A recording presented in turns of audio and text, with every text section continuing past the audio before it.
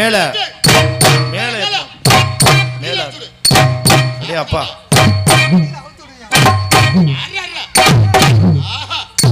இப்பதான் தெரியுது. இந்தம்மா ஏம்மா இவ்வளவு நேரம் 2 பேரும் வாயை திறந்தாங்களா? இருமா.